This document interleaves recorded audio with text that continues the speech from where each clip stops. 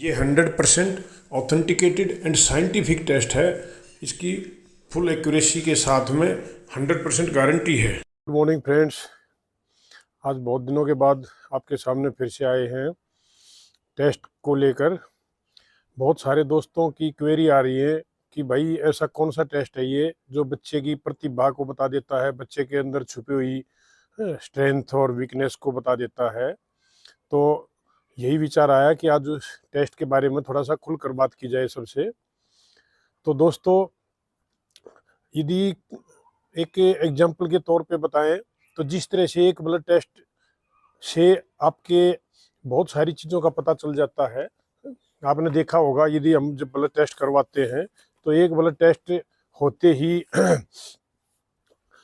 आपके अंदर की कितनी प्रोटीन है, कितनी क्रेटिनिन है, कितना ग्लूकोज लेवल है, फास्टिंग का कितना है और पीपी कितना है, कोलेस्ट्रॉल लेवल कितना है उसका, HDL, LDL, total cholesterol, CBC में यदि जाते हैं तो उसका डब्ल्यूबीसी कितने हैं, आरबीसी कितने हैं, प्लेटलेट्स कितने हैं, थायराइड अंदर ही आ जाती है इसमें, तो T3, T4, TSH कितना है। तो एक ब्लड के टेस्ट से कितनी सारी चीज़ों का आपका पता चल जाता है।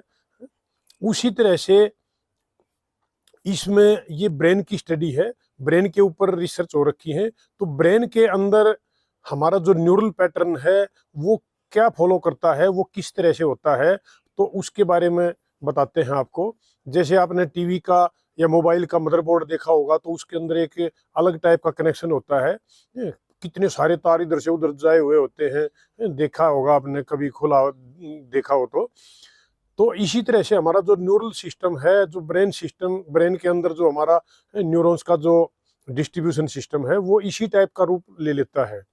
तो उसका जो पैटर्न है, उस पैटर्न का रिफ्लेक्शन हमारे फिंगर टिप्स में होता है। और कभी आपने देखा हो तो रिज बोलते हैं हम इसको, जो अलग अलग जो रेखाएं हैं जो हमारे हाथ पे, जो आधार कार्ड के टाइम में भी हमारे फिंगरप्रिंट्स लिए जाते हैं, तो फिंगरप्रिंट्स जो होते हैं वो एक तरह से उनका रिफ्लेक्स पॉइंट है। ब्रेन के अंदर जो हमारा डिस्ट्रीब्यूशन ऑफ न्यूरॉन्स है उसका रिफ्लेक्स पॉइंट फिंगरप्रिंट्स है। तो फिंगरप्रिंट जैसे ही लेते हैं तो इससे बहुत सारी चीज़ों का पता चल जाता है कि बच्चे के अंदर, इवन नॉट बच्चे के अंदर, हमारे अंदर भी, एडल्ट के अंदर भी, एडल्ट्स के भी हमने टेस्ट किए हैं।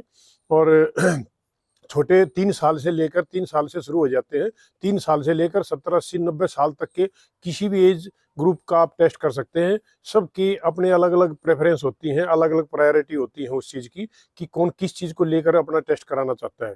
तो इससे क्या पता चल जाता है, यदि छोटे बच्चे को हम लेकर चलें, 3, 4, 5 साल का बच्चा यदि है तो उसकी लर्निंग स्टाइल का पता चल जाता है कि वो कैसे बढ़िया सीखता है। वो सुनकर सीख रहा है या देख कर ज़्यादा सीख रहा है या वो करके ज़्यादा सीखता है, जिसको हम लर्निंग बाई डूइंग बोलते हैं। तो हमने उसी टाइप से बच्चे के ऊपर फोकस करते हैं, टीचर्स को बताते हैं कि भाई इसको इस टाइप से ज़्यादा पढ़ाओ या उसी टाइप का होमवर्क ज़्यादा दो जिससे वो उसकी लर्निंग ज़्यादा बेहतर हो सके। फिर उसकी पर्सनैलिटी, उसका नेचर किस नेचर का बना हुआ है।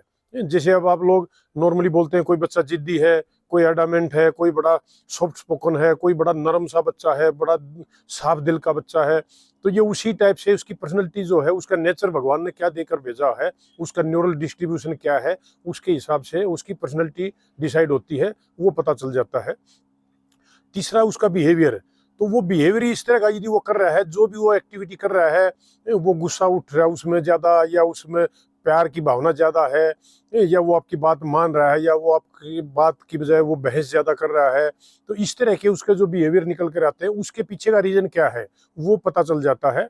फिर उसके अंदर इंटेलिजेंस, अलग अलग टाइप के इंटेलिजेंस होते हैं हमारा, इंट्रापर्सनल, इंटरपर्सनल, लिंग्विस्टिक है, म्यूजिकल है, लॉजिकल है, विजुअल स्पाशियल है, काइस्थेटिक है, नेचुरलिस्टिक है। तो किसकी अधिकता है, जिस पार्ट में उसके न्यूरॉन्स ज़्यादा होंगे उस हिसाब से उस टाइप की एक्टिविटी उसको करने में अपने आप ही इंजॉय फील होगा और उसकी आउटपुट भी बहुत बेस्ट होगी, उसमें बहुत ज़्यादा एनर्जी लगाने की उसको ज़रूरत ही नहीं है। तो जब हमें ये पता चल जाता है, थोड़ी सी बड़ी एज में पहले से पता चल जाता है, तो जैसे उसका आगे चल के हम यदि सब्जेक्ट का जब सिलेक्शन करते हैं तो हमें ये पता चल जाता है भाई ये लॉजिकल बच्चा है तो इसको मैथ साइंस साइड दिलवाओ, और यदि वो काइस्थेटिक है तो उसको ह्यूमैनिटीज दिलवाओ, और उसको स्पोर्ट्स में आगे बढ़ाना है हमने, या फिर वो म्यूजिकल है तो उसको साइंस दिलवाने का क्या फायदा, उसको म्यूजिक साइड में आगे जाने दो। तो बेमतलब की डायरेक्शन, गलत डायरेक्शन में ना जाकर, वहाँ एनर्जी वेस्ट ना करके, पैसे वेस्ट ना करके, हम एक प्रॉपर डायरेक्शन पता चलने के बाद में हम उसी डायरेक्शन में बच्चे को भेजेंगे, ताकि वो बहुत कम एनर्जी लगाने के बाद में भी बहुत अच्छा आउटपुट दे पाए। उसके बाद उसका ब्रेन डोमिनेंस का पता चल जाता है कि हमारे लेफ्ट और राइट दो पार्ट होते हैं ब्रेन के, तो उसका लेफ्ट ब्रेन ज्यादा डोमिनेट करता है या राइट वाला जो हिस्सा वो ज्यादा डोमिनेट करता है।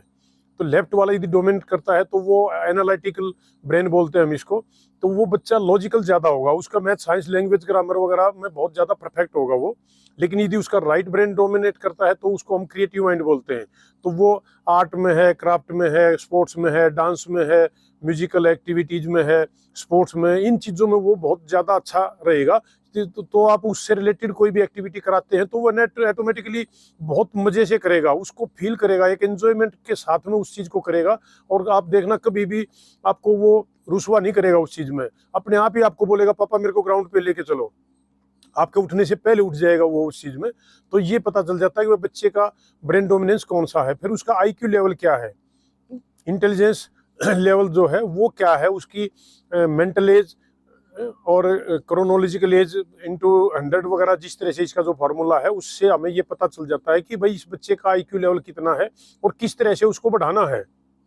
फिर उसका इमोशनल इंटेलिजेंस कितना है, यदि वो इमोशनल है तो कल को छोटी छोटी बातों के ऊपर वो रोना शुरू कर देगा, रूठना शुरू कर देगा, उसका दिल टूट जाता है। कभी पढ़ाई को लेकर जैसे बहुत सारे बच्चे सुसाइड कर लेते हैं तो उनका इमोशनल लेवल बहुत कम होता है, इसलिए वो इस तरह की एक्टिविटी में इन्वॉल्व हो जाते हैं।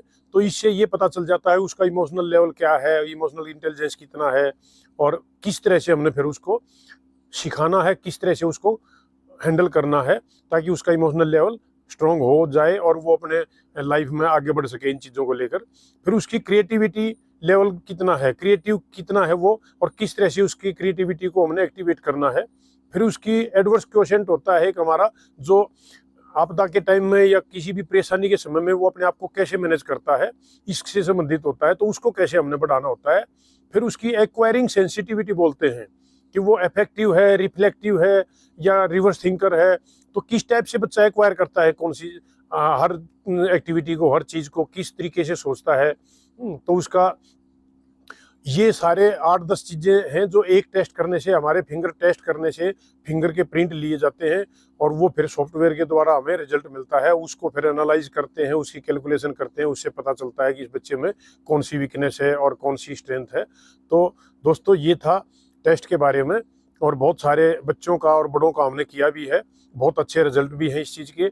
और इसकी यदि ऑथेंटिसिटी पे आप जाएं तो ये 95+ है। जिस तरह से साइकोमेट्रिक टेस्ट जो है तो उस टेस्ट की बहुत ज़्यादा ऑथेंटिसिटी नहीं है, 50 से 60% मुश्किल से आती है, लेकिन इसकी 95% से भी ज़्यादा है, क्योंकि मैक्सिमम चीज़ें साइंटिफिक हैं। ये इसमें हम ना झूठ बोल सकते ना कुछ कर सकते, इसमें जो उसके ब्रेन में है वो चीज़ पूरी पूरी बाहर निकल कर आ जाती है। It's a scientific test. और आपने यदि कोई आप में से मेडिकल स्टूडेंट रहा हो या उससे आपके कोई परिवार में हो तो उनसे पूछना, ये डर्मेटोग्लाइफिक्स के बारे में MBBS के 3rd ईयर के उसमें कोर्स भी है, एक चैप्टर भी है डर्मेटो के बारे में। तो डर्मेटो हम इसी को बोलते हैं, फिंगरप्रिंट्स को ही डर्मेटो बोलते हैं। तो दोस्तों ये था टेस्ट के बारे में। यदि आपको और ज़्यादा जानकारी चाहिए तो आप पर्सनली कॉल कर सकते हैं। मेरा नंबर है 8851552340। अगेन रिपीट करता हूँ, 8851552340। Thank you.